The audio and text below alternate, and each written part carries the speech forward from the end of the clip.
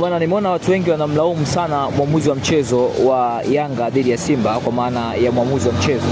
Lakini ukija kwenye uhalisia, mtu ambaye aliharibu dabi kaiharibu Wallace Karia, rais wa TFF, kwa sababu kwanza wewe kama president huwezi ukatoa kauli kama ile kwamba utawafunga waamuzi siku moja kabla ya game. Alafu unajiuliza wewe rais wa TFF unaongea kauli kama hizi kwa waamuzi. Maana yake kwanza unawekea pressure.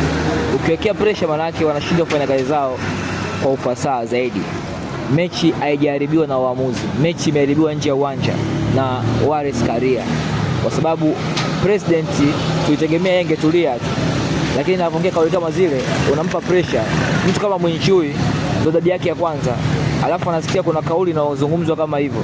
Hata kama alitaka afanye maamuzi sahihi, atakafanya kwa pressure. Alafu mwisho wa siku tulisemaga hapa, kama mliweza kutoa waamuzi kutoka nje ya nchi kwenye dabi iliyopita, mbona dabi hamjawaleta? Si mngewaleta ili mngeondoa hizo lawama. Lakini sio hivyo tu, mlisha kuzungumza hapa issue ya VAR, issue ya VAR, na watu wakapiga mpaka semina, wakina Rajiga hao wakagawa semina, wakakaa pale, si taifa kafanya iko wapi? Tusitafute kichaka cha kuwagea lawama waamuzi. Kichaka tuanzie cha kwetu sisi wenyewe. VAR iko wapi? Na mnajua wazi kabisa game wa Simba na Yanga ni game wa pressure, ni game ambayo kila mtu akuja majibu yake.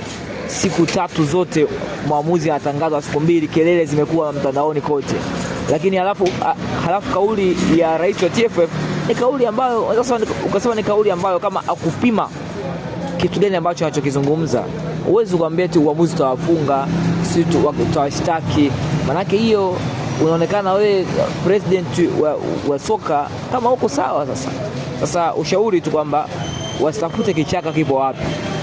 Kwangu mimi waamuzi walichezesha mpira vizuri, waliendo game vizuri, na tumshukuru sana Israeli Njuni Mkongo, maana ndio alikuwa mechi ya sesa. Yeye ndio amewasaidia sana wa vijana. Pengine asingekuwa leo Israeli Njuni Mkongo, tungeongea mengi sana. Kafanya counseling kubwa sana, kawashauri vitu vingi sana.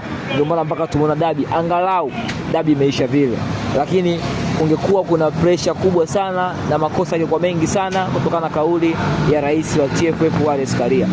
Nasi tumuuliza VAR iko wapi?